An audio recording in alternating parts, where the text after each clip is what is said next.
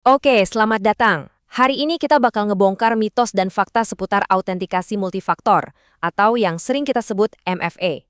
Semuanya ini kita ambil dari buku keren, Hacking Multifactor Authentication, karya Roger A. Grimes. Nah, kita mulai dari sini ya, dari sebuah kutipan yang lumayan provokatif dari bukunya. Ini penting banget karena kutipan inilah yang jadi landasan dari semua yang akan kita bahas tuntas hari ini.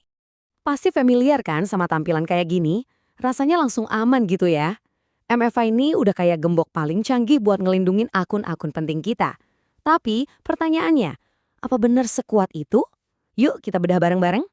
Oke, biar kita benar-benar paham risikonya, kita lihat langsung demonstrasi dari bisa dibilang hacker paling legendaris di dunia, Kevin Mitnick.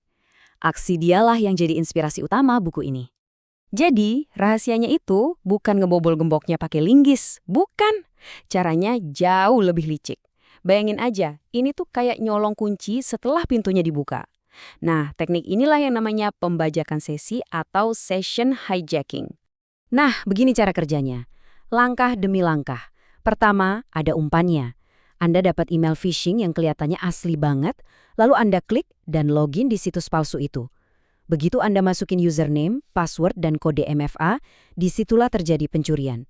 Situs palsu ini ngoper data Anda ke situs aslinya, bikin Anda login beneran, tapi dia juga nyolong token sesinya. Terakhir, pakai token curian itu si hacker bisa langsung melakukan bypass dan masuk ke akun Anda. Yang paling gila, MFA Anda sebenarnya berfungsi, tapi serangannya terjadi setelah proses itu selesai. Trik sulap tadi itu nunjukin satu kebenaran yang pahit di dunia keamanan siber. Ternyata, jauh lebih gampang meretas manusia daripada meretas program komputer.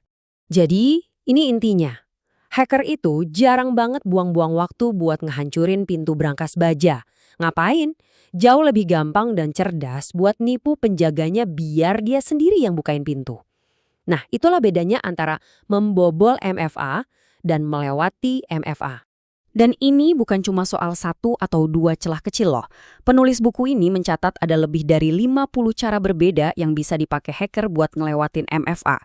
50. Kaget kan? Oke, sekarang pertanyaannya, apa aja sih titik-titik lemah yang paling sering diincar sama para peretas ini? Mari kita lihat lebih dekat. Jalur serangannya itu macam-macam banget. Ada rekayasa sosial, ini intinya nipu kita secara psikologis biar kita ngasih kode. Terus ada celah di pemulihan akun, tahu kan pertanyaan keamanan yang jawabannya gampang banget ditebak? Bahkan ada yang lebih ekstrim, namanya SIM swapping.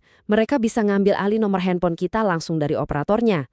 Tapi intinya satu, hacker selalu cari jalan yang paling gampang.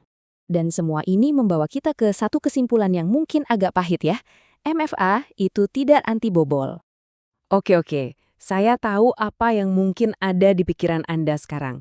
Wah, kalau gitu ngapain pakai MFA? Matiin aja sekalian. Tunggu dulu.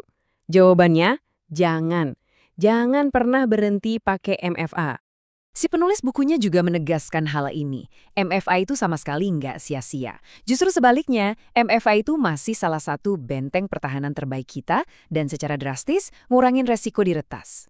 Karena kuncinya di sini, perlindungan terbaik itu bukan cuma soal teknologinya, tapi gabungan antara teknologi canggih dan kita sebagai pengguna yang paham dan waspada. Nah, ini dia langkah-langkah praktis buat bikin pertahanan kita makin kuat. Pertama, pilih MFA yang lebih kuat. Kalau bisa pakai aplikasi authenticator atau kunci fisik, jangan cuma SMS. Kedua, amankan proses pemulihan akun Anda. Pakai jawaban yang orang lain nggak bakal bisa tebak. Terus, ini juga penting, lindungi akun telepon Anda. Pasang PIN di operator biar nggak kena SIM swap. Ini semua langkah simple, tapi dampaknya besar banget buat bikin benteng kita jadi jauh lebih aman.